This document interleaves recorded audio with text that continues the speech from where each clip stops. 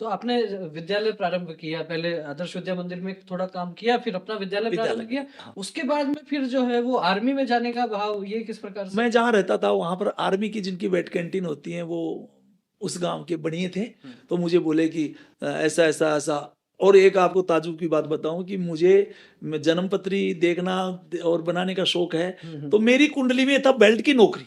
तो मैं बोलता था, मेरे नाना जी को पूछता था, मेरा क्या टाइम ठीक है, हुँ, हुँ, डेट ऑफ बर्थ ठीक है? हुँ, उन्होंने कहा ठीक है। मैंने कहा यार कहाँ अभी मैं हो गया 32 साल का हो गया, मेरी हाँ, बेल्ट की नौकरी क्या? और उसमें बेल्ट की नौकरी का योग आ रहा था। हुँ, हुँ, अब अचानक उन्होंने बड़ियों ने कहा कि एक धर्मगुरु की पोस्ट होती है, हुँ, आप उसमें देखिए।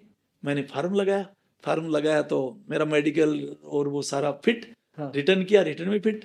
फिर 93 में ही मेरे बच्चा, जो मैं जाट रेजिमेंट ज्वाइन करने के लिए आया तो बच्चा रोने लगा। हुँ, हुँ, तो मैंने फिर नहीं गया।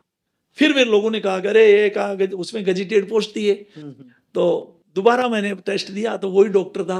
डॉक्टर ने पूछा, अरे आप तो अभी तो 3 महीने पहले आए थे। हुँ, हुँ, मैंने कहा मेरी दादी खत्म हो गई थी, ऐसा उनको बोलना पड़ा। हुँ, हुँ, तो मेरा कोई मेडिकल, मुझे तो आगे वो जैसे अग्रसर खड़ा होता है संघ में, मुझे अग्रसर खड़ा कर दिया, हुँ, मेरा मेडिकल हो गया। और संघ से मैंने सीखा। संघ से क्या सीखा? जो प्रश्न उन्होंने पूछे वो भारतीय संस्कृति से थे, हुँ, हुँ, मैंने पढ़ाए हुए भी थे मेरे, हाँ, हाँ, और जानकारी थी। तो मैं टॉप में, मेरा सिलेक्शन हो गया। इंटरव्यू हुआ पंजाब रेजिमेंट सेंटर रामगढ़ में। हुँ, इंटरव्यू में हम 6 लोग आए, सेलेक्ट उसमें हुआ। और इंटरव्यू में मुझे एक ऐसा प्रश्न पूछा जिसके कारण से मुझे ब्रिगेडियर साहब ने पूछा कि यदि किसी जवान को हुँ, जो है कोई प्रमाद हो जाए तो आप क्या करें? हुँ, किसी जवान को यदि प्रमोद हो जाए तो आप क्या करें? हुँ, तो हुँ, मैंने कहा मैं भी खुश हो जाऊं।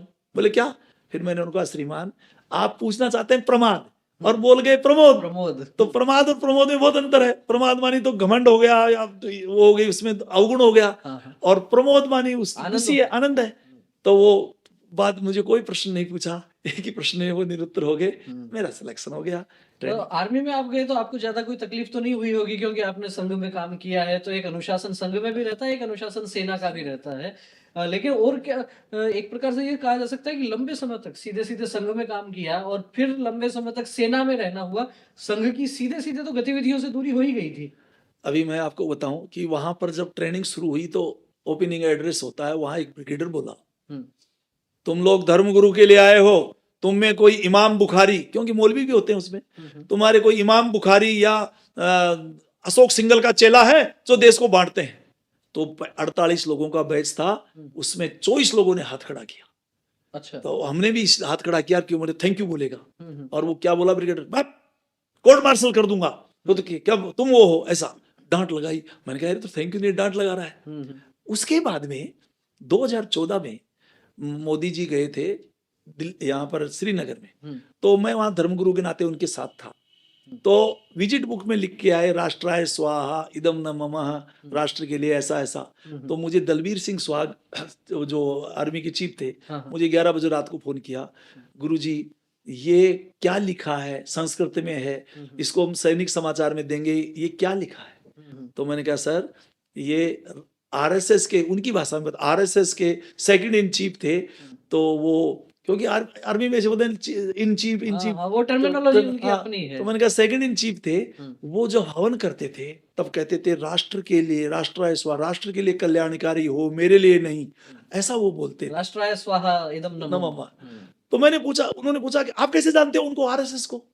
तो मेरे मन में एकदम निकला कि साहब मैं आरएसएस का स्वयंसेवक हूं। लेकिन फिर वो मुझे बात आई 94 वाली बात, हुँ, जो वो बोल रहा था कि कोर्ट मार्शल कर दूंगा। हाँ, हाँ। तो मैंने कहा, लेकिन सर आजकल सक्रिय नहीं। हुँ, हुँ, तो वो 2-3 मिनट तो 2-3 सेकंड चुप रहे, हुँ, और फिर मेरे को बोलते हैं, गुरुजी आरएसएस बहुत अच्छी है, मैं अक्टूबर में रिटायर्ड हो रहा हूँ, हुँ। मुझे इसका प्रोसीजर बताना, मुझे भी ये ज्वाइन करना है। ये इस प्रकार ये का इस अनुभव प्रकार है। से दलवीर सिंह स्वाग ने कहा। हुँ, तो मैं बड़ा गदगद हुआ।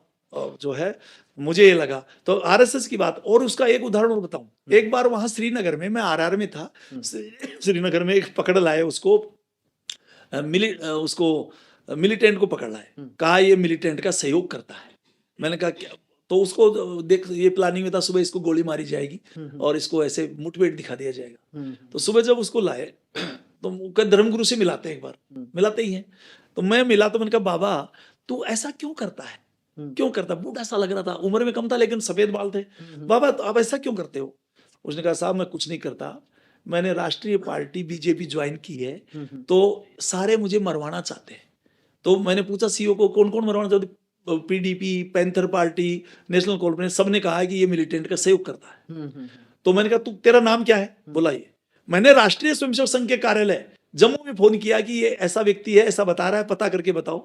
तो उन्होंने कहा आधा घंटा रुको। आधा घंटा बाद उन्होंने पता किया कि हाँ इसका ये बेटा है, बेटी है, ये बीजेपी का कार्य करने के लिए श्रीनगर में खड़ा किया है। तो मैंने फिर जनरल साहब भी थे वहाँ, कोर कमांडर सीईओ का तमन का साहब ऐसा ऐसा है। बोले आपको कैसे पता? मैंने कहा मैं आरएसएस कार्यालय से पूछा हूँ। उनको ये मालूम तो हो गया था भाई आरएसएस का है। तो मैंने फोन कराई वहाँ कार्यालय प्रमुख से, उसने सारी डिटेल दी, तब उस आदमी को छुड़ाया। तब उन्होंने कहा यार ये तो एक व्यक्ति की जान बचाने जान का बच बड़ा गई। काम हो गया, नहीं तो उस समय ये एक प्रकार से बड़ा